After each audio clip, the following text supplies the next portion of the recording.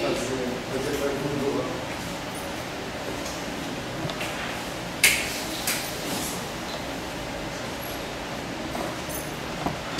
Bom, então a gente está discutindo coisas básicas, né? Que a gente vai utilizar depois nas coisas que vão acontecer, né? Na teoria de variedades diferenciáveis, nos grupos de homotopia, grupos de homologia, né? Tudo isso, todos esses conceitos que a gente começou a ver na aula passada vão ser conceitos que a gente vai rever, né? Reencontrar, aí sem absolutamente nenhuma revisão, né? No futuro, né? Então, assim, só reiterando uma coisa que eu falei na aula passada, eu queria reavisar todo mundo, né, de que a gente não está comprometido com o rigor absoluto extremo, né, do ponto de vista matemático, né? A ideia aqui é muito mais que a gente tenha uma boa ideia, uma boa noção do que está acontecendo, né? Eu não sou matemático, né? A gente tem que lembrar sempre disso, né? Os matemáticos, eles formulam as coisas com uma precisão tremenda, porque isso é muito importante para a profissão deles, né? Então, nós físicos, a gente pode usar as coisas que os matemáticos formularam com essa precisão tremenda, né? Enfatizando os aspectos que a gente está interessado, que são os aspectos da física, né? É claro que, vamos supor, você vai utilizar alguma dessas técnicas em maior profundidade, né? Por exemplo, se você vai estudar variedades diferenciáveis com bordas, né? Então você vai ter que mergulhar muito mais fundo nessas coisas, vai ter que estudar esses conceitos, todas as nuances, todas as variantes deles, etc. Mas não é esse o objetivo aqui, né? O objetivo aqui é dar uma ideia geral para as pessoas que vão usar a matemática muito mais do que ser usadas por ela, vamos dizer assim, né? Então, a gente começou um certo inventário, né, de coisas mais ou menos aparentemente desconexas, né, na aula passada. A gente começou falando sobre conjuntos onde a gente tem uma lei de composição definida, né? Então, a gente chamou essa lei de composição, né, o Paulinho, por exemplo, né? Então, se você tem um elemento de um certo conjunto, outro elemento de um certo conjunto, isso aqui é uma regra, né, que pega esses dois elementos desse conjunto e lhes devolve um terceiro elemento do mesmo conjunto, tá certo? Inicialmente, nós não impusemos nenhuma restrição sobre essa lei de composição. A gente não disse que ela tinha que satisfazer requisito A, requisito B, requisito C, não falamos nada sobre isso. E ainda nesse contexto, nós definimos o conceito de homomorfismo, né? Vamos supor que aqui a gente tem A, B, C pertencentes a um certo conjunto X, né?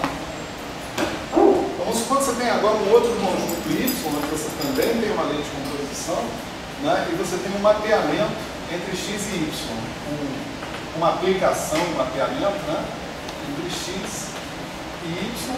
Tanto X tem uma lei de composição que eu posso indicar por bolinha, quanto Y tem uma lei de composição que eu posso indicar por estrelinha, se for o caso, né? E nós definimos então o conceito de homomorfismo, né? Homomorfismo.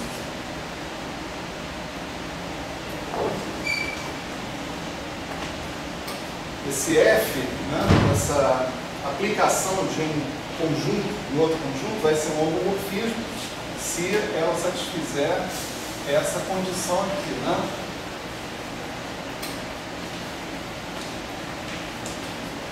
Então, ela pega o produto, né, no conjunto X e leva no produto das imagens no conjunto Y. Então, de certa forma, faz com o Y, né, com os elementos de Y, o que está sendo feito em termos de produto com os elementos de X. Certo? É isso que significa, né, entre aspas, a gente dizer preserva o produto, né? O homomorfismo é sempre algo que preserva o produto. Se isso daqui é sobrejetivo, né? E injetivo. Então nós chamamos isso de isomorfismo, né? Foi o que nós definimos, né, na aula passada. Em seguida nós começamos, né, lentamente a fazer particularizações, né? A primeira particularização foi para leis de composição tais que o nosso conjunto adquirisse uma estrutura de grupo, certo? Nós definimos um grupo, então, né? Um grupo, você vai ter um conjunto X, né? Vamos chamar um conjunto G, né? Um conjunto G com uma lei de composição que a gente chamou de pontinho, né? Vamos dizer assim. E essa lei de composição, pela definição de lei de composição, de G cartesiano G em G, né? Você pega dois elementos de G e devolve um outro elemento de G. Então isso tem que ser fechado, né? Senão não é uma lei de composição, segundo a nossa definição. Mas além disso, tem que existir um elemento né, identidade, né, vamos dizer assim, que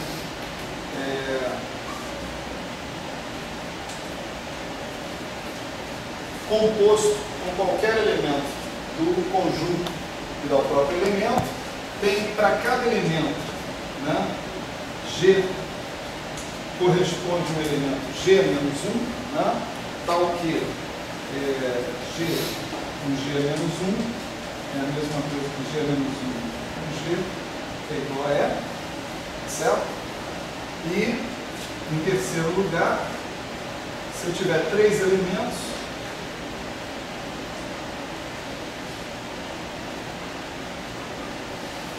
a composição, a ordem de composição, né, desses três elementos é irrelevante, vamos dizer assim, né? Que a gente costuma chamar de associatividade, né? Certo?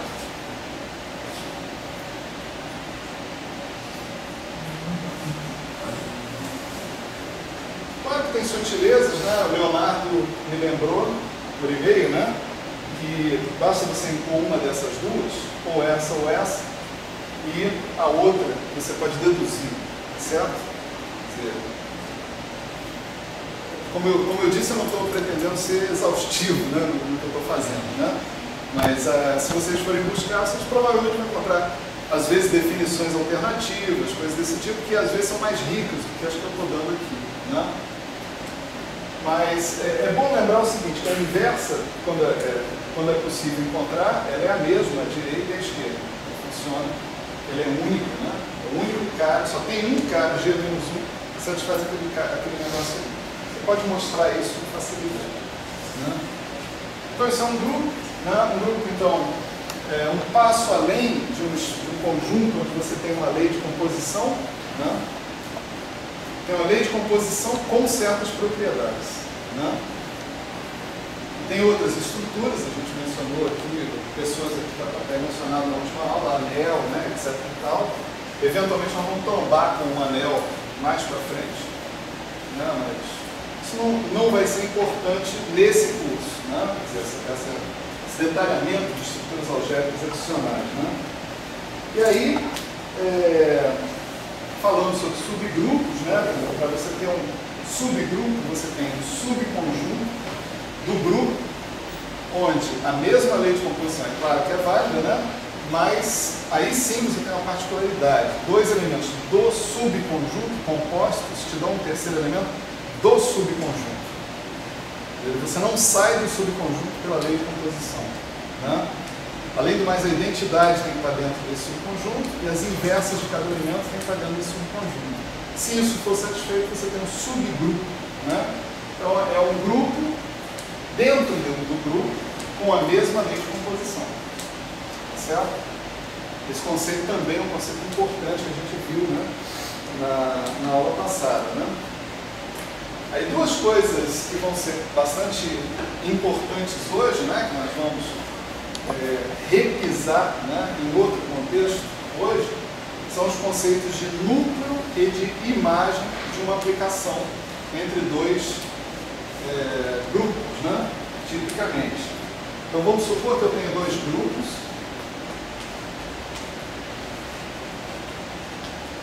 Com dois conjuntos, com a mesma composição, né?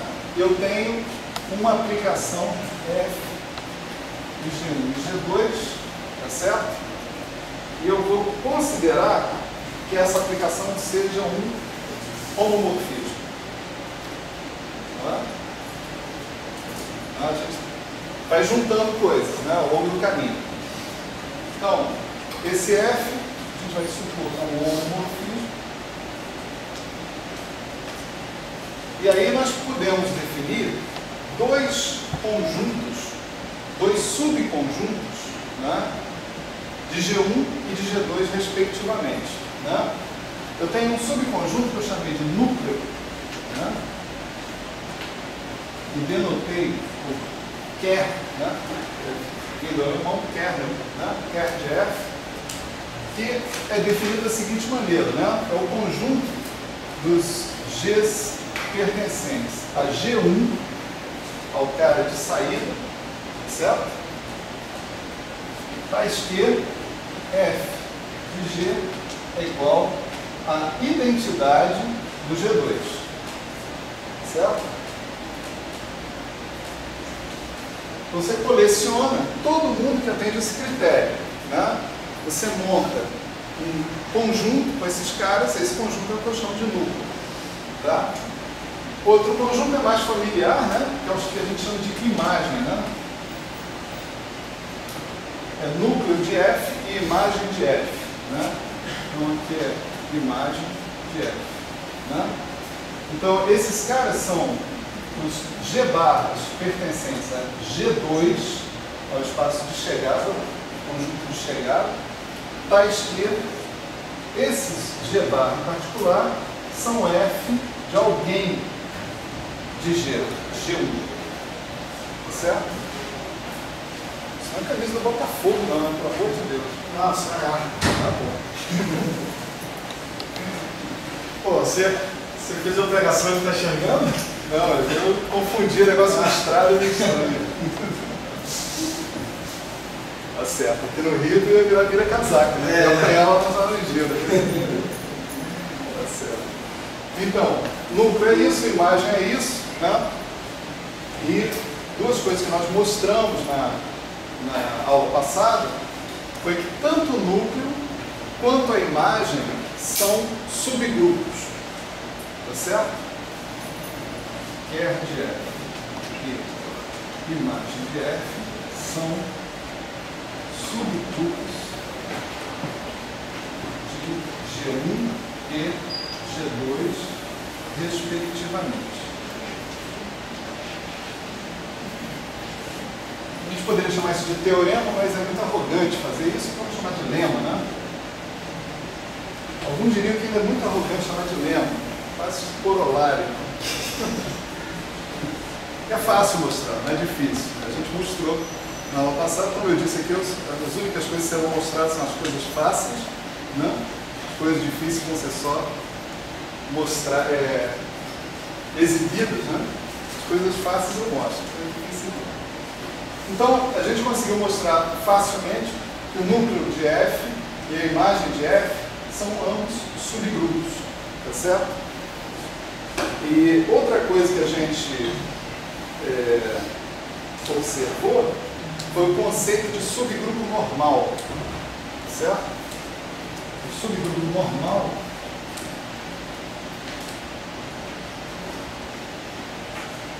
né? Vamos supor que eu chame aqui de H, né? Um certo, não vou chamar de H, não. Vou chamar de N, né? Porque a gente não vai usar essa letra de novo. Você diz o seguinte, né? Na definição de subgrupo normal, todo elemento de N é elevado a outro elemento de N por conjugação.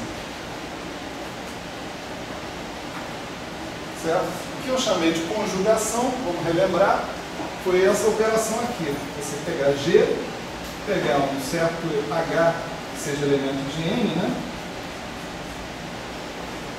E multiplicar por GHG menos 1. Esse objeto que está aqui pertence ao N. Tá certo?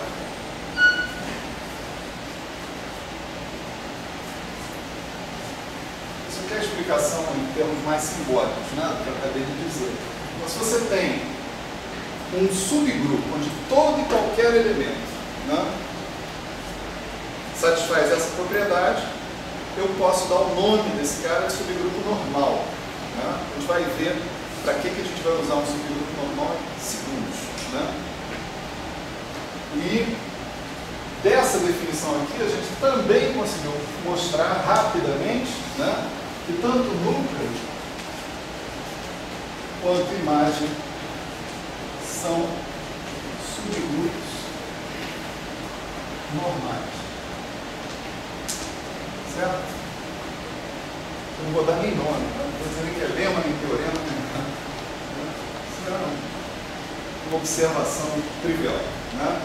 Mas nós mostramos isso na aula passada, certo? Só para relembrando coisas que aconteceram. Né? Legal. Aí corta tudo, né? Interrupção brusca, abrupta, vamos tratar de outro assunto, né?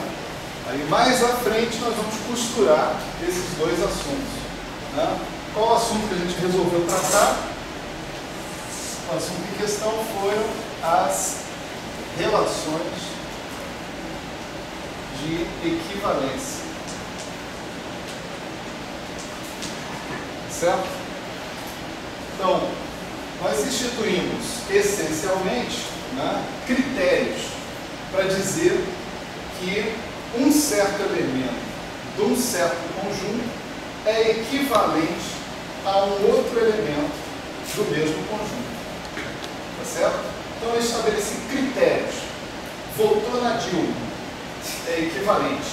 Todo mundo que votou na Dilma é equivalente para mim. Votou no Aécio, todo mundo é equivalente para mim. Você só tinha duas opções, Dilma e Aécio. Né? Então os caras, a relação de equivalência é quem votou igual, tá certo? Então, o estabelecimento dessa relação divide o conjunto de todos os eleitores do Brasil em dois grupos disjuntos, tá certo? Quem votou na Dilma não votou no Aécio, e vice-versa, tá certo? Quem vai na passeata no dia 13 não vai no dia 15. Vai ter passeata no dia 13 também? Vai ter. O 13 é por um motivo? 13 é da CUT, né?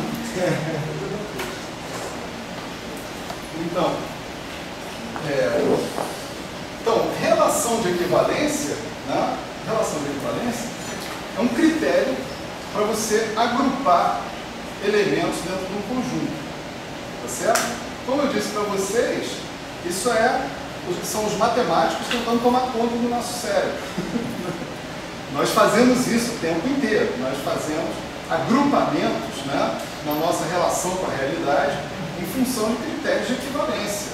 Né? A gente, inclusive, às vezes é cego para certas coisas. A gente só consegue ver aquilo que está dentro da classe de equivalência sem se atentar aos detalhes, né, dos elementos da classe. No caso dos eleitores da Marinha, por exemplo. Não, mas aí você tem que estabelecer outra relação. Né? Aí você tem que pegar o universo de candidatos e falar, não, é uma relação. Tá? É uma relação, só que vai particionar em mais classes de equivalência. Mas a Marinha é ambivalente. Não. Aí você também tem que obedecer ao critério do que é uma relação de equivalência. A relação de equivalência fazia 3 critérios. Obrigado por levantar essa bola. Né? Um elemento A, né, era sempre equivalente a ele mesmo. Né? Um elemento A, se ele fosse equivalente ao elemento B, isso implicaria que o elemento B era equivalente ao elemento A. Equivalente segundo esse critério. Né? E a terceira coisa para que eu tem uma relação de equivalência, se o A é equivalente a B e o B é equivalente a C, então A tem que ser equivalente a C. Então, se eu estabelecer um critério aí no primeiro turno, não sei o que, tem que satisfazer essas condições, senão não é uma relação de equivalência. Certo? Aí a Marina já bagunça a história. Bom, aí a gente viu exatamente esse fenômeno que eu falei para vocês com esse exemplo de Dilma e Aécio acontecer, né? Você estabelecendo uma relação de equivalência, você divide, né, segundo essa relação de equivalência, o seu espaço em subconjuntos de elementos equivalentes entre si, né? São chamados de classes de equivalência, né? Então, visualmente falando, né, a gente pegou o nosso espaço, o nosso conjunto X e identificou, por exemplo, que todos os pontos, todos os elementos de X que estão aqui dentro desse cara são equivalentes uns aos outros. Todos os caras que estão aqui são equivalentes uns aos outros. Assim por diante com esses, com esses, com esses. Agora, um cara daqui não pode ser equivalente a um cara daqui. Caso contrário, essa classe de equivalência aqui é a mesma, toda ela, por transitividade, por conta disso aqui. Né? Quer dizer, olha só, se esse cara é equivalente a esse, e esse é equivalente a esse, então esse também é equivalente a esse também vai ser equivalente a esse vai ser equivalente a esse, e essa divisão aqui não vai existir. Não pode botar todos. Né? Não pode botar todos. Isso. Não, você não é. Se você votou na Dilma e votou no Aécio, porque você está querendo bagunçar. Você sabe, isso é crime, né? Crime. Você derruba essa parede aqui, né? Não tem essa parede. Né? Se as paredes existem, ou seja, se você tem caras que não são equivalentes uns aos outros, então essas classes de equivalência são disjuntas. Tá certo? Nenhum elemento de uma classe pode estar na outra. Se um elemento de uma classe pertencer a outra também, então as duas classes são iguais. Tá certo? Então, eu, por exemplo, agora posso montar um novo conjunto, que é um conjunto de subconjuntos, né, com esses objetos aqui. Cada subconjunto, né, vai corresponder a um ponto desse novo conjunto. Então, vamos supor que aqui eu tenho o elemento A, eu pego todos os elementos equivalentes ao elemento A. Né? Aqui eu tenho o elemento B, eu pego todos os elementos equivalentes ao elemento B, é um conjunto. Esse conjunto aqui não é um conjunto de pontos mais, é um conjunto de conjuntos, de subconjuntos. Então, a natureza dos objetos que fazem parte desse conjunto é diferente. Né? E assim por diante. Né? Então, esse conjunto de subconjuntos que a gente monta aqui, ele é chamado espaço quociente, ou conjunto quociente. Tá certo?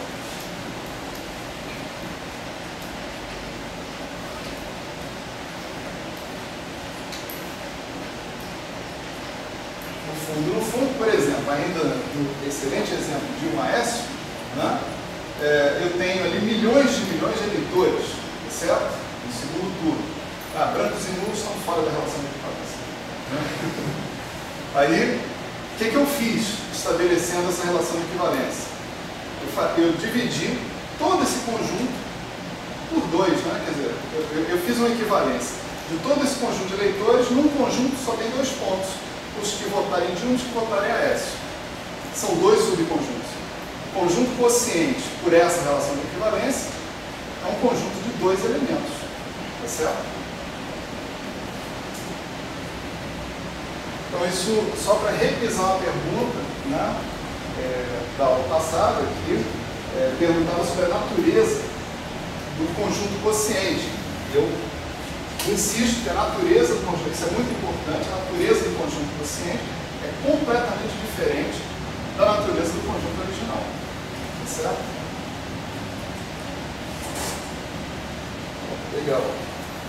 Aí, demos um passo a mais para juntar isso que está aqui com as coisas que a gente estava vendo anteriormente. Né? Aí a gente foi falar sobre o conceito de grupo quociente. Né? Então, supusemos que a gente tinha um grupo G, um subgrupo H, tá certo? E a gente estabelece o seguinte critério de equivalência, né? Ou a seguinte relação de equivalência dentro desse grupo G, né? Eu vou dizer que G1 é equivalente a G2 se G1 for igual a G2H, com H sendo qualquer cara pertencente a H. Tá certo? Veja que aqui eu já eliminei aquele pontinho, né, que fala do produto, tá certo? Eu estou deixando isso implícito. Entendeu? Isso aqui denota G2.H, seja lá qual for o produto que a gente esteja fazendo agora. Né? Isso é uma relação de equivalência que nós mostramos na aula passada. Né? É bem fácil a gente ver isso, né? Não tem mais problema, mas para ver isso é preciso que o H seja um subgrupo. Tá? Então vamos revisar isso. Né? Então, vamos mostrar que essa relação que está aqui é uma relação de equivalência. Né? Então, primeiro critério é G tem que ser equivalente a G. Tá certo? Ora, G pode ser escrito como G vezes a identidade. E a identidade pertence ao H, porque H é um subgrupo. Certo? Portanto, G é equivalente a G. G satisfaz esse critério. Né? Se você tem G1 equivalente a G2, então G2 tem que ser equivalente a G1. Para mostrar isso, né, você diz G1 equivalente a G2 significa que G1 pode ser escrito como G2 vezes H, né, segundo o nosso critério. Isso implica que se você fizer o produto por H menos 1 dos dois lados, né, dessa equação, você vai ter que G2 é igual a G1 H menos 1. Mas se H pertence a H, H menos 1 também pertence a H, porque H é um subgrupo. Né? Então isso significa que G2 é equivalente a G1. Né? E finalmente, se G1 é equivalente a G2 e G2 é equivalente a G3, eu tenho que conseguir mostrar que G1 é equivalente a G3. Né? Ora, aqui eu tenho que G1 é G2H, eu tenho que G2 é G3H', né? E, portanto, o G1 é igual a G2H, que é G3H', é isso? Agora, se H e H' pertencem a H, H' vezes H pertence a H também, porque H é um subgrupo. Né? Então, esse cara aqui é um certo H, duas linhas, né? E, portanto, você vê que G1 é G3 vezes um elemento de H, e G1, então, é equivalente a G3. Né? Então, rapidamente, a gente mostra que esse critério, né, que foi instituído aí, é uma relação de equivalência. Tá certo? Se ele é uma relação de equivalência, ele faz a mesma coisa com o grupo. Ele particiona o grupo, tá, em classes de equivalência. Tá certo? As classes de equivalência, nesse caso, recebem um nome. Né?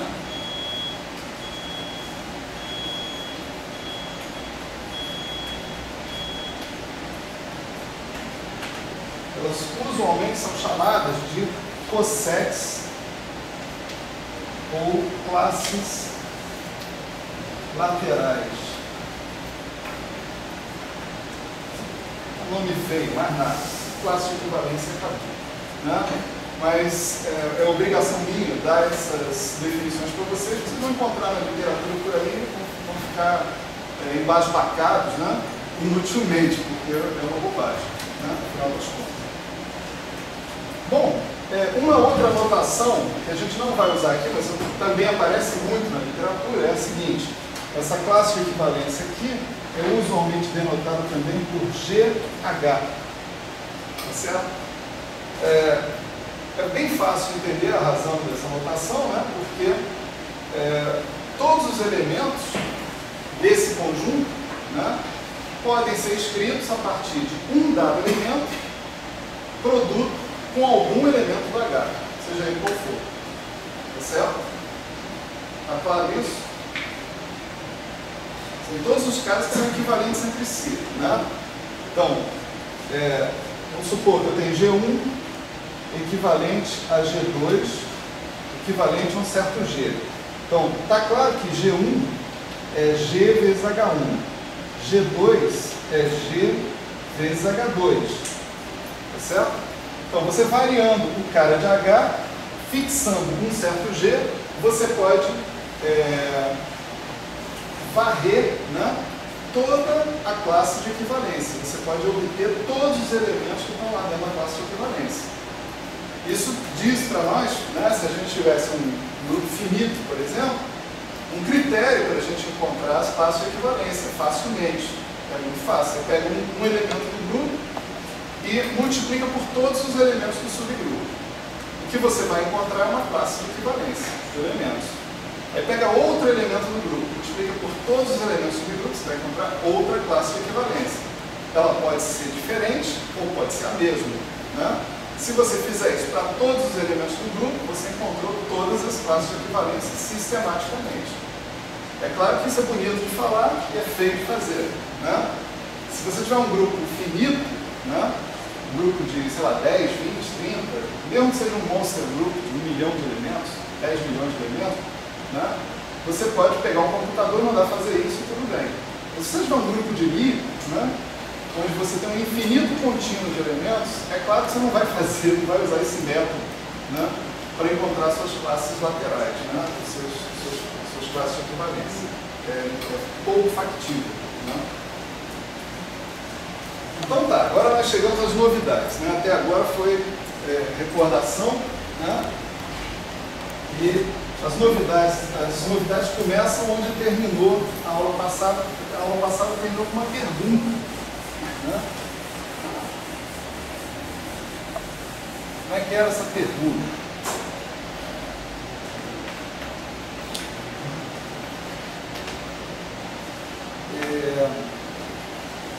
A pergunta da aula passada era... desculpa, antes da gente formular a pergunta, deixa eu dizer o seguinte, que o espaço quociente, o grupo de quociente,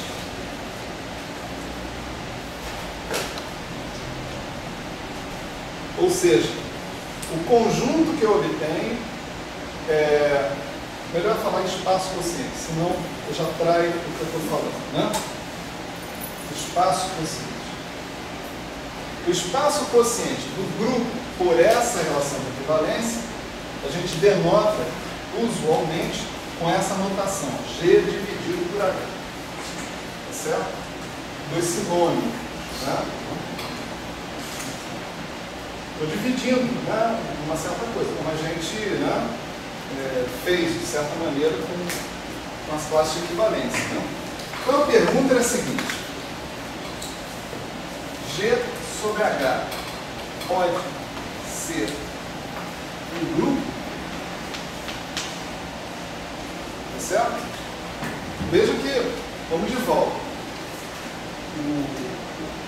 A natureza do espaço quociente é completamente distinta da natureza do conjunto original, ou seja, do próprio grupo. Então, em princípio, não tem razão nenhuma, né, para eu dizer assim, olha, naturalmente G sobre H vai ser um grupo, né? Mas eu estou perguntando se ele pode ser um grupo, se tem alguma coisa que eu possa fazer que possa transformar ele num grupo. Eu não sei, né? Eu tenho que propor uma lei de composição e ver se essa lei de composição satisfaz todos aqueles requisitos que estão lá, né? Uma boa proposta de lei de composição é essa aqui, ó. Quem são os elementos do G sobre H? Não são classes de equivalência? Então eu posso fazer o seguinte, eu posso dizer G1 produto G2 são produto de classe de equivalência. Eu posso definir isso aqui como sendo G1 G2. Se não, 2 aí equivale a tudo. Eu estou usando isso aí como definição. Não sei se eu estou sendo preciso. Né? Acho que tem gente que usa 2 pontos igual, né? Matemática, por exemplo. Então vamos falar aqui em matemática. Melhor assim. Isso é definição. Né? O que eu quero dizer com isso é isso. Entende? Então, essa é uma proposta. É claro, né? Se você olhar para essa proposta, você vai falar, claro, que o cara é um grupo. Né? Então, né? Se eu puder fazer essa definição, é claro que o espaço quociente eu posso chamar de grupo quociente. Né? Porque né? Vou ter a classe de equivalência da identidade, né? Segundo aquela proposta que está ali, a classe de equivalência da identidade vai me dar, né? Por exemplo, né? Se eu pegar G com E, a classe de equivalência da identidade, isso aqui é GE, né? Que é G. Então esse cara aqui funciona como elemento neutro, tá certo? Nessa regra de composição dentro do espaço quociente. A mesma coisa com G menos 1, né? Isso vai dar GG menos 1, que vai dar E. Né? E a associatividade, ela decorre, né, naturalmente da associatividade do grupo. É bem fácil ver isso. Né?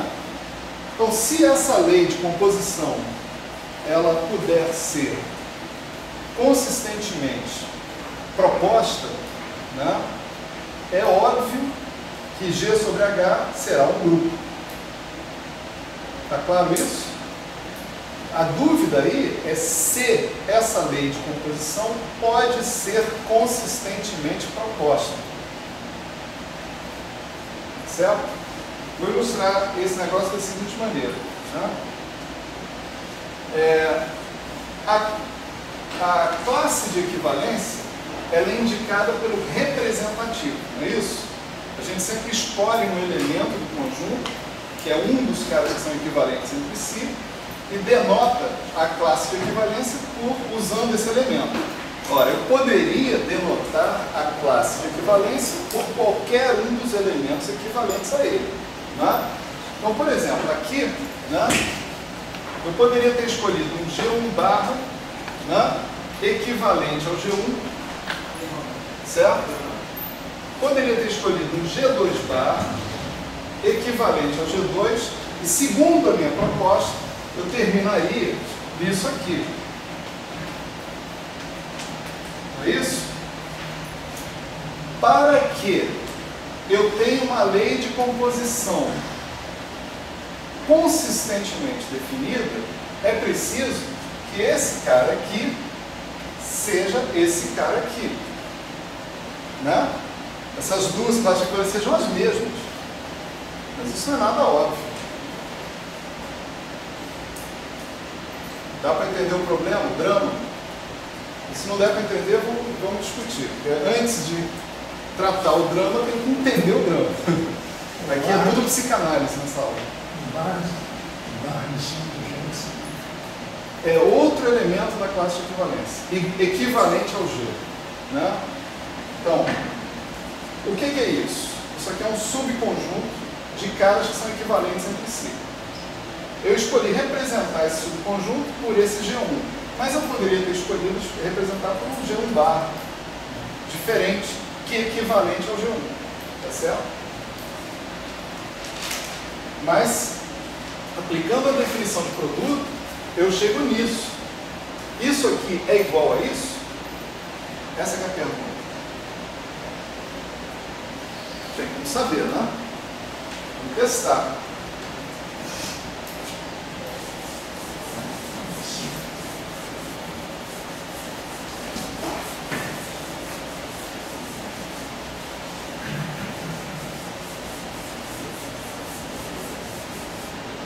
Se isso aqui for igual a isso, ou seja, se G1 barra e G2 barra for equivalente a G1 e G2, então tem que existir um H tal que G1 barra G2 barra é igual a G1 G2 vezes H. Tá certo? pergunta, né?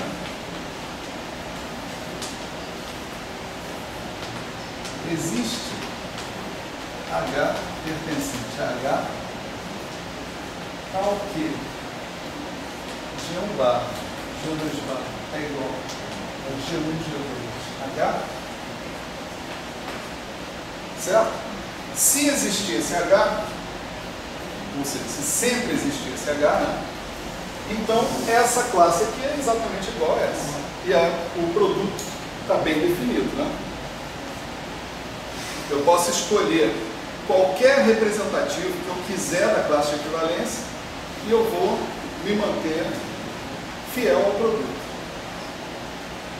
Bom, como é que eu começo a responder essa pergunta? Eu observo o seguinte: G1 barra é equivalente a G1, certo? Então, G1 barra é G1 vezes um certo H1. Né? G2 barra é equivalente a G2. Então, G2 barra é G2 vezes algum K aí de H2. Né? Então, se eu pegar G1 barra, G2 barra, eu começo a chegar nesse G1, G2 aqui, ó. Tem G1H1, G2H2. Tá certo?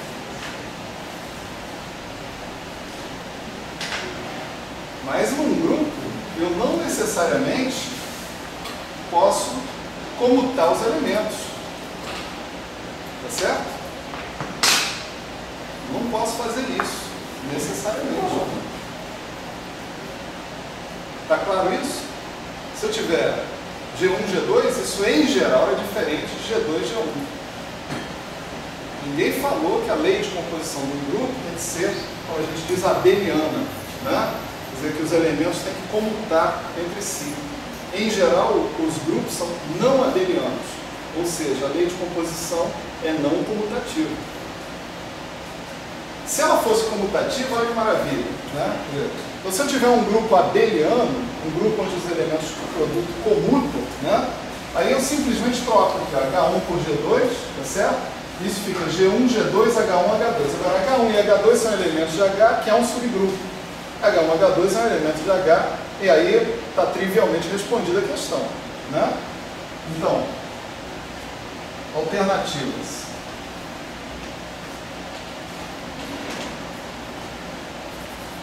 Primeira, se G é abeliano,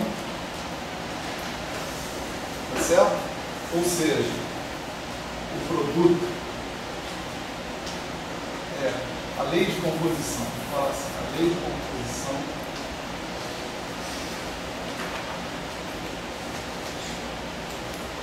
é comutativa. Né? Então, G1 barra, G2 barra é igual a G1, G2, H1, H2 e a classe de equivalência de G1, G2 é igual à classe de equivalência G1 barra, G2 barra. Então, essa daí é uma das possibilidades da resposta ser sim, certo? Agora, os grupos abelianos são muitos, é claro, mas tem muito mais grupos não abelianos por aí do que os abelianos. Né? Então, para ter graça, né, eu me pergunto, tá bom, vamos supor que eu tenho um grupo não abeliano, onde não necessariamente um produto genérico de elementos comuns. Porque num grupo não abeliano, eventualmente, um produto de dois elementos pode comutar, mas não de uma maneira geral. Se comutar de uma maneira geral, ele é abeliano, não é não abeliano. Então, a segunda alternativa que é interessante é a seguinte: se H, se esse subgrupo em questão for um subgrupo normal, tá certo? E aí, normal nós já definimos, não sei mais aonde, já sumiu no quadro. Estava na aula passada, nós redefinimos nessa aula. O que significa normal? Vamos relembrar rapidamente. Cada elemento do grupo, sob conjugação de qualquer elemento de G, volta a ser um elemento do grupo. Né? Então,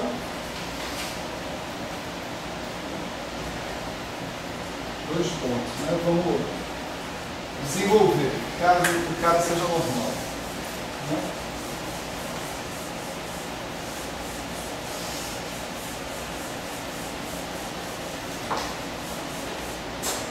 Então você tem isso aqui, ó.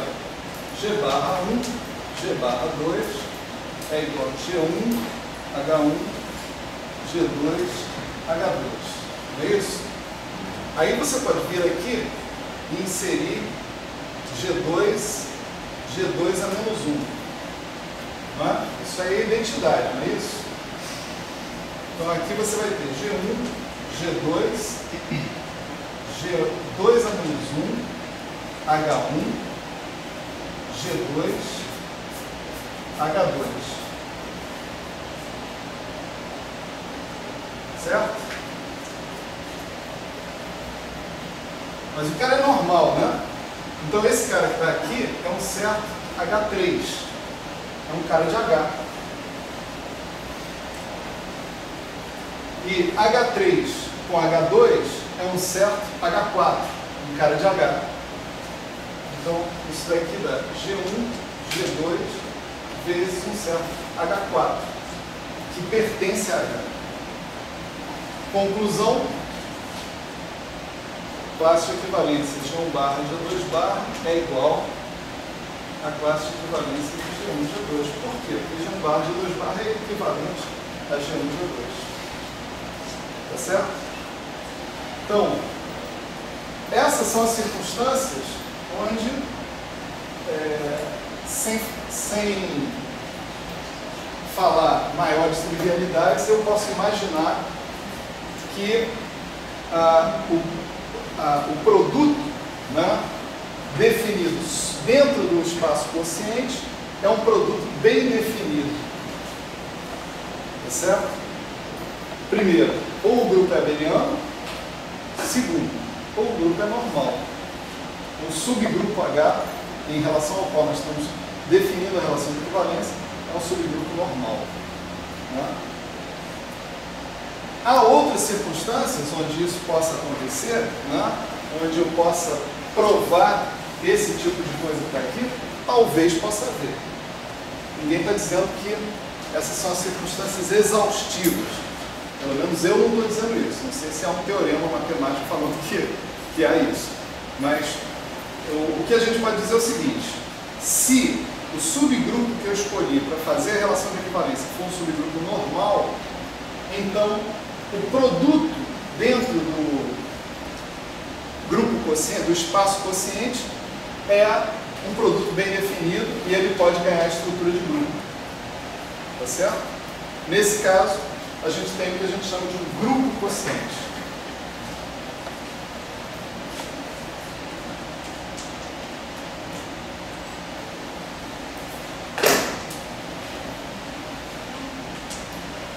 Certo?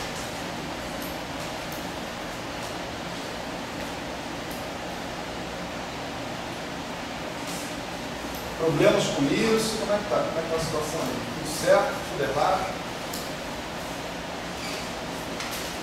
Eventualmente você pode eliminar essa primeira alternativa, porque esse grupo é abeliano, todo subgrupo dele vai ser normal. Né? Isso. Só precisa... Mas eu preferi por esse caminho, porque fica óbvio ali, né? Da forma como a gente está fazendo a demonstração, e a gente vai trombar com isso daqui a pouquinho, né? Então, isso que ele falou é importante, que é o seguinte, né? Observação, né? Todo subgrupo de um grupo abeliano é normal. Está claro isso, né? Porque para ele ser normal, o que você tem que fazer? GH, G-1 tem que pertencer a H, não é isso? Mas você pode trocar H com G-1 ou H com G, se você quiser, né? Então, isso daqui é igual a G, G-1H, por exemplo, que é o próprio H. pertence a H. Então, no caso de um grupo abeliano, isso aqui é trivial. Né? Um grupo abeliano, todo subgrupo de um grupo abeliano, aliás, o grupo inteiro, né? Se você conjugar o grupo pelo próprio grupo, você volta ao grupo. Então, a segunda observação engloba a primeira. Né? Mas assim, a gente vai chegar a essa observação para um grupo abeliano explicitamente daqui a pouco. Então, acho que foi bom frisar, né, essa coisa do grupo abeliano.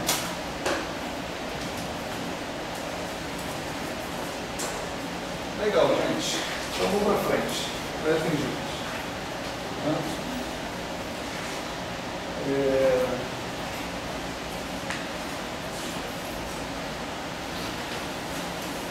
Uma outra coisinha que a gente precisa ressaltar em relação ao grupo quociente é quem é a classe de equivalência da identidade.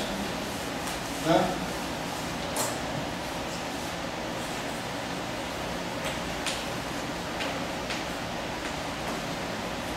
Eu disse para vocês que é uma maneira muito fácil da gente obter as classes de equivalência.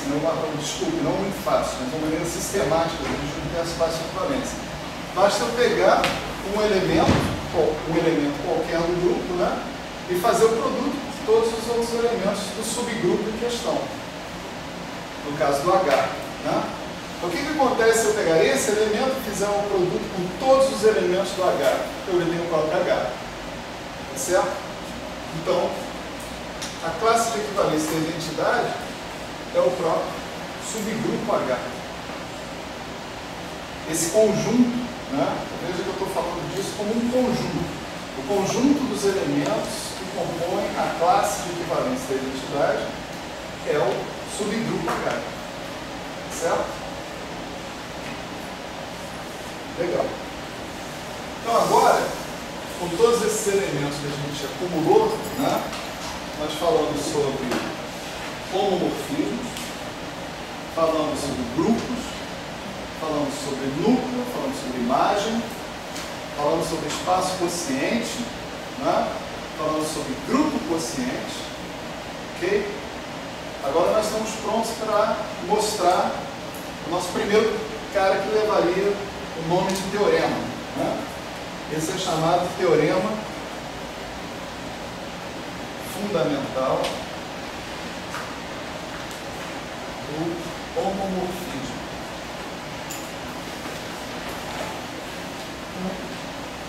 Ele diz o seguinte: suponha que você tem aqui um homomorfismo F, né, de um grupo G1 em um grupo G2. Certo? Se você pegar o seu grupo G1 e dividir pelo núcleo de F, eu posso fazer isso? Posso, né? Porque o núcleo de F é um subgrupo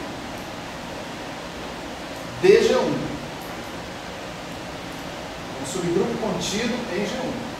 Então, eu posso usar esse cara para estabelecer uma relação de equivalência e particionar o espaço quociente, etc, etc. Certo? Então, o G1 quociente núcleo de F é isomórfico, esse é o ciclo de isomorfismo, tá certo? A imagem de F.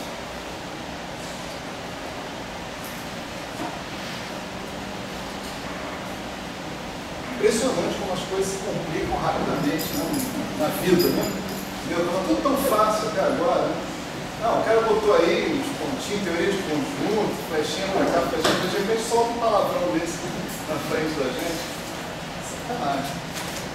Mas não é tão palavrão não, isso aqui nós vamos esmiuçar isso aqui, no futuro nós vamos usar esse teorema, né? Nós vamos esmiuçar isso aí e vocês vão ver que isso é razoável, né? Não tem que ter temer, né? Vamos lá. Então o cara está dizendo que existe um isomorfismo entre esse conjunto que está aqui e esse conjunto que está aqui. Agora, esse conjunto que está aqui, a gente já viu que é um grupo, tá certo? Então, esse conjunto que está aqui vai ser um grupo também. Isso a gente já pode notar imediatamente. Por quê? Porque eu fiz a observação que o núcleo de F, o núcleo de F é um subgrupo normal. Sempre. A gente provou isso na aula passada. O núcleo de F é um subgrupo normal. Bom, ele é um subgrupo do G1 e, além do mais, um subgrupo normal. Então, G1 dividido por esse cara, pelo que a gente acabou de ver, é um grupo. Tá certo? Do outro lado, eu tenho um grupo também. Nada a estranhar, eu tenho isomorfismo. Morfismo, sobrejetivo e injetivo. Um homomorfismo, sobrejetivo e injetivo. Então, eu tenho que mostrar que existe um homomorfismo, que esse homomorfismo é sobrejetivo e injetivo. Se eu mostrar isso, eu mostrei o que eu estou falando ali. Tá certo? O G2 aqui aparece implicitamente. Porque esse cara aqui é um subgrupo desse cara, do G2. Certo? Núcleo é um subgrupo do G1. Imagem é um subgrupo do G2.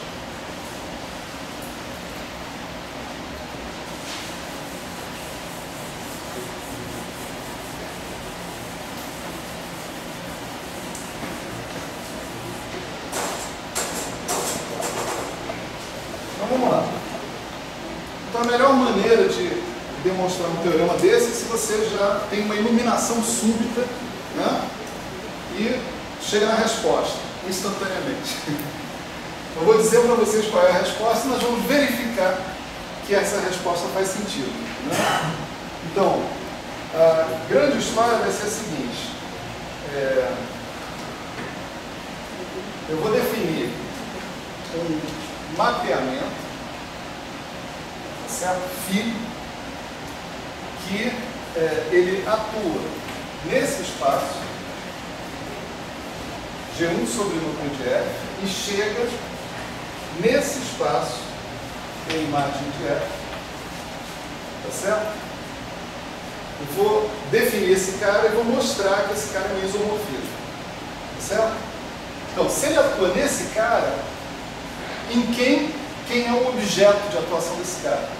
São as classes de equivalência, concorda? Isso aqui é um espaço quociente. Então, quem são os elementos desse cara? São classes de equivalência. Então, ele tem que pegar uma classe de equivalência e fazer alguma coisa. Levar esse objeto que está aqui em alguém que pertença à imagem de F. Tá certo? Bom, nada mais natural do que propor isso aqui.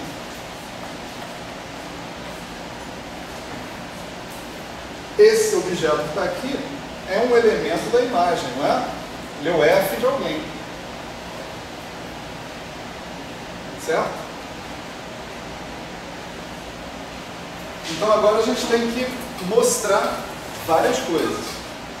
Toda aplicação, todo mapeamento que a gente considera que atua sobre um espaço quociente, a primeira coisa que você tem que fazer é mostrar que ele funciona sem ambiguidade, ou seja, se você mudar o representativo, ele continua dando a mesma coisa.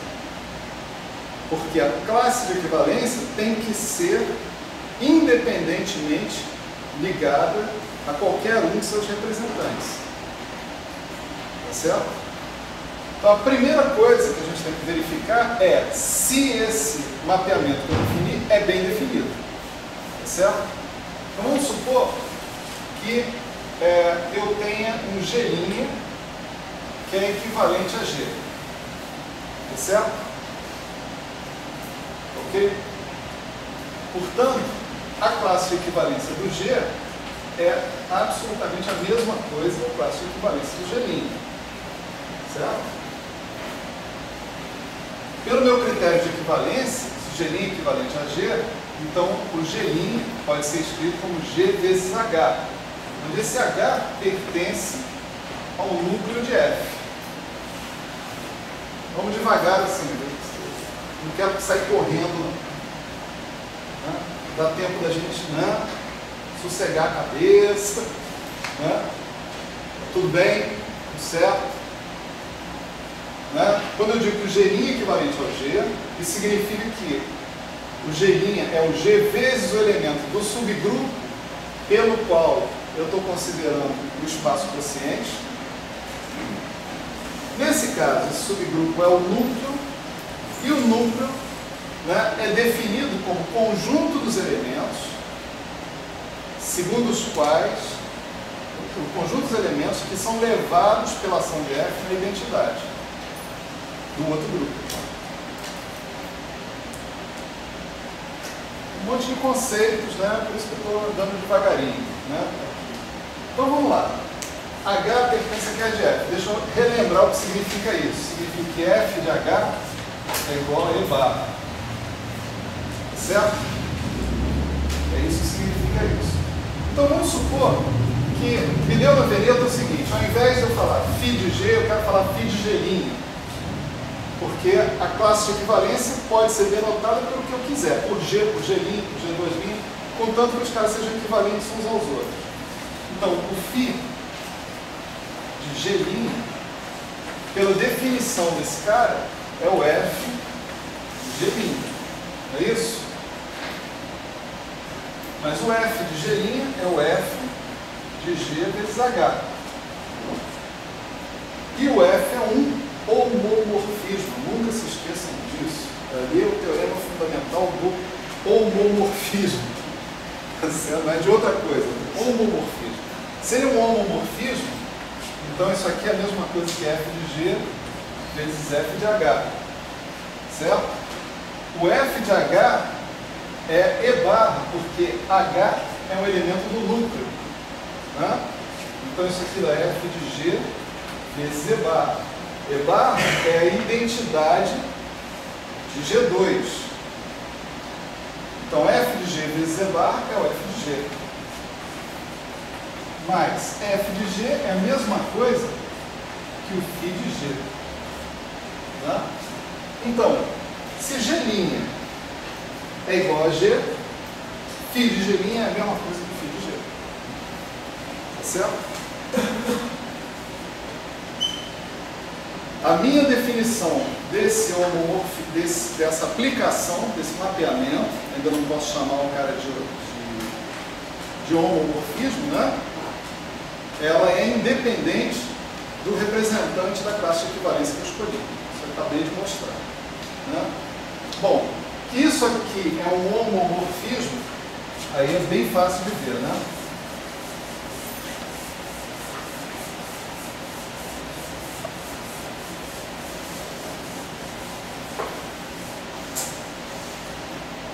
Em primeiro lugar, φ é bem definido. Em segundo lugar, φ é um homomorfismo. Né?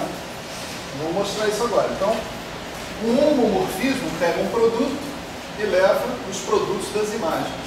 Então, vamos considerar a ação do φ sobre um produto. Não é isso? Produto de quê? Dos caras lá do espaço de saída, né, do φ, né? Que é o espaço quociente. Então, um produto de classes de equivalência. Né?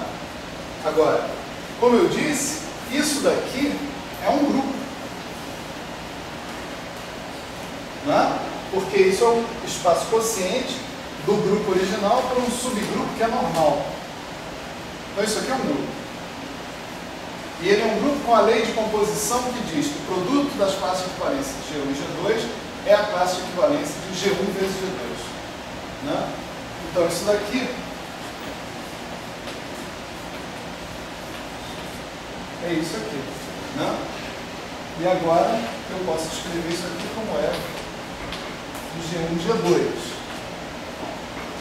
Agora vamos acelerar um pouquinho. Isso aqui é o F de G1 vezes o F de G2, porque o F sim é um homomorfismo né? Já tinha provado, e isso é o φ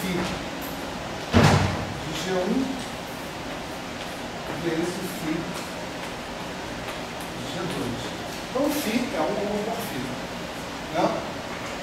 Primeiro, ele é bem definido, segundo, ele é um homomorfismo. Agora, eu preciso mostrar, para eu ter um isomorfismo, eu preciso mostrar que ele é injetivo e que ele é sobrejetivo.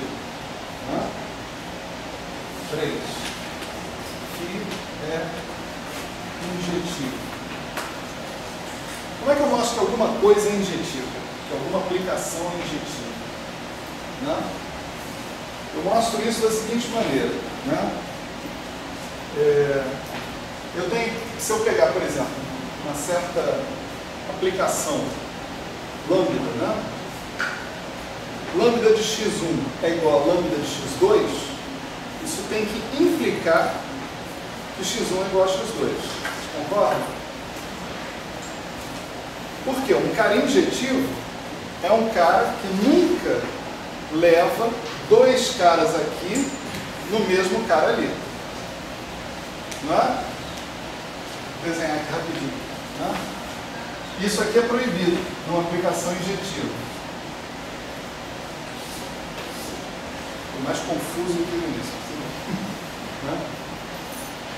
Vou pegar um cara aqui e outro cara aqui, levar no mesmo cara, é proibido. Uma aplicação injetiva não faz isso. Então, no caso de uma aplicação injetiva, né, se eu tiver dois caras, se eu tiver duas imagens iguais, quer dizer, aqui tem o φ de x1 e o φ de x2, deu a mesma coisa, isso é porque eles saíram do mesmo lugar. Tá certo? Eles não podem ter saído de dois lugares diferentes, tem que ter saído do mesmo lugar. Isso é injetividade. Então, eu vou aplicar a ideia de injetividade aqui. Né? Suponho que φ de G1 seja igual ao φ de G2. Então a gente tem que ser capaz de mostrar que a classe de equivalência do G1 tem que ser igual à classe de equivalência do G2. Tá certo?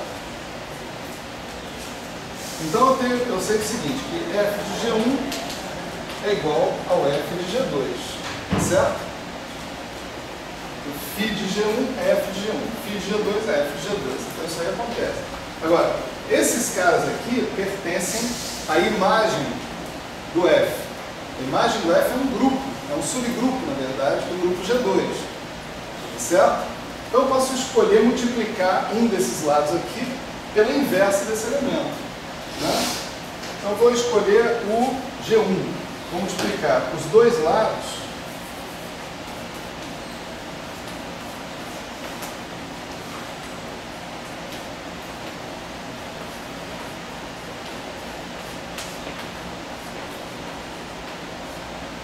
certo? Por isso que está aí.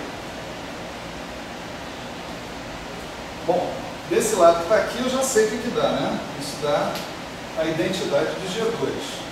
Desse lado que está aqui, eu vou saber o seguinte, isso dá o f de G1 menos 1 vezes o f de G2. Isso a gente mostrou na aula passada. Né?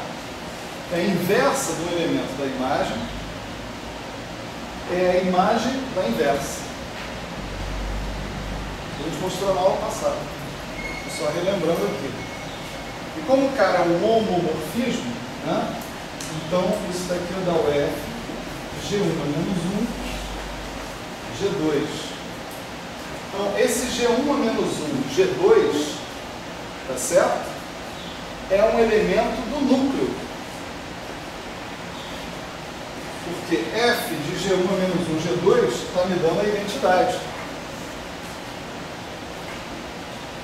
Então eu posso escrever que G1 menos 1, G2 é um certo H, onde esse H pertence ao núcleo. Agora eu multiplico por G1 dos dois lados dessa equação e obtenho isso aqui, olha. G2 é igual a G1H. O que significa isso? G2 é equivalente a G1. Não é? Se G2 é equivalente a G1, a classe de equivalência de G2 é igual à classe de equivalência de G1.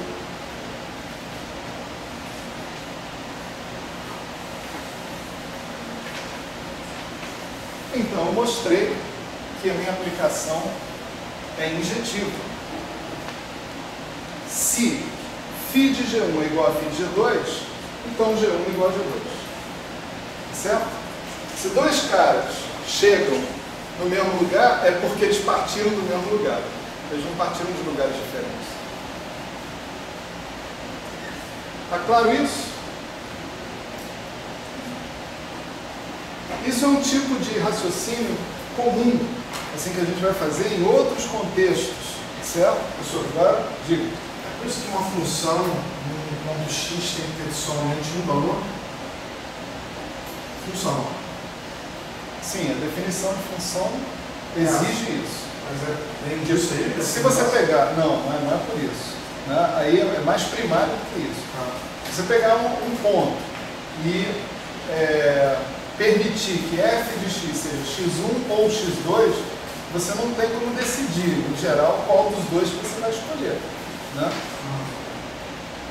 Para que você tenha possibilidade de fazer contas com sentido, você não pode admitir que uma função tenha 2, 3 ou 4 valores diferentes. Ela tem que sempre chegar a um valor. Agora, nada impede que ela parta de vários valores e chegue no mesmo ponto. Isso não tem problema. Mas isso impede que uma função que faça isso tenha uma inversa. Tá certo? Porque você cai nessa ambiguidade. Então, a função não é injetiva. Nesse caso, não. Ela não seria injetiva. Bom, olha só, nós estamos quase lá, né? O que falta para a gente mostrar que existe um isomorfismo? Primeiro, eu dei um mapeamento bem definido do espaço quociente na imagem. Segundo, eu mostrei que isso aqui é um homomorfismo, certo? Terceiro, mostrei que ele é injetivo. Então só falta a gente mostrar que ele é sobrejetivo. Mas isso é a parte mais fácil de todos, né? Alguém gostaria de vir aqui mostrar que ele é sobrejetivo? Estou falando isso porque realmente é fácil. Não quero submeter ninguém a constrangimento para ninguém. Né? Se alguém assim, já está enxergando isso, pode vir aqui e mostrar rapidinho. Então, vocês estão enxergando isso? Não? 2 de 1, 2 de 2, 2 de 3, ninguém? Tá bom, timidez é foda. Não, mostrar que é sobrejetivo significa o quê? Significa que todo mundo da imagem está coberto, né? É φ de alguém, não é isso? Isso é quase direto, né? Vamos supor que eu tenho um elemento G barra pertencente à imagem de F, tá certo? Esse cara pertence à imagem de F. Para ele pertencer à imagem de F, o que tem que acontecer? Esse G barra tem que ser o F de alguma coisa, de um certo G, não é isso? É isso que significa pertencer à imagem. Bom, se ele é o F desse cara aqui, ele também é o φ da classe de equivalência desse cara, pela minha definição do φ, né? Então acabou, né? Qualquer elemento da imagem que eu considerar é o φ de alguma coisa de lá.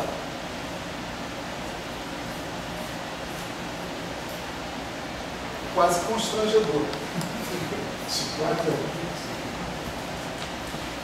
4 aonde? 4. Ah, desculpa. Devia ter colocado o título, né? Certo. 4 quer dizer é sobrejetivo. Então, só relembrando o que significa sobrejetividade, né? Todo mundo que estiver no conjunto de chegada tem que ter alguém correspondendo no conjunto de saída. Foi exatamente isso que a gente acabou de mostrar. Né? de ilustrar isso. Né? Resultado, né? Juntando tudo, né? 1, 2, 3 e 4, a gente acabou de mostrar que o φ é um isomorfismo. Relembrando, isomorfismo é um homomorfismo injetivo sobre adjetivo. Certo? Complicado ou fácil? O que vocês acham?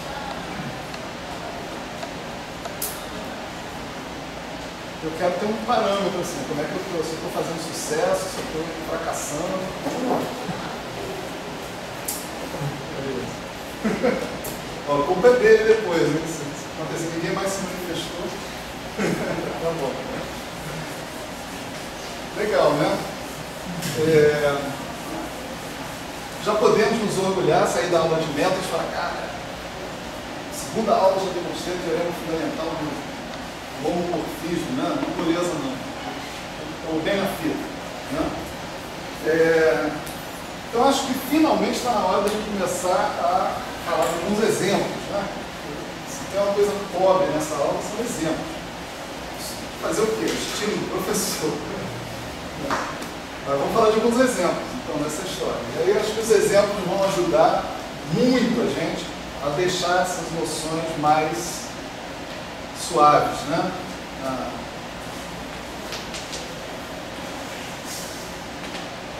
Então, vamos começar dos exemplos mais triviais possíveis, né? Se eu tiver um grupo G arbitrário, né?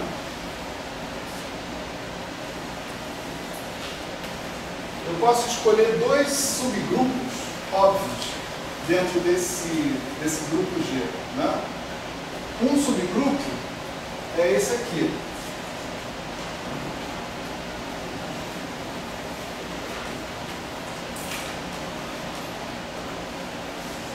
Um é a própria identidade. A identidade sozinha é um grupo, tá certo? Se você impuser uma lei de composição, a lei de composição do grupo, né? Identidade vezes identidade é identidade. Há um elemento de identidade, é óbvio. A identidade é a sua própria inversa, né? E a associatividade também é óbvio. Então é um grupo, é um subgrupo, inclusive. Né? E o outro é o próprio grupo G, né? É um subgrupo dele mesmo. Tá certo? Pergunta o que é que dá o espaço quociente, né? Do grupo G por esses dois subgrupos que estão aí. Né? Tá certo? É claro que esses caras aqui são ambos subgrupos normais.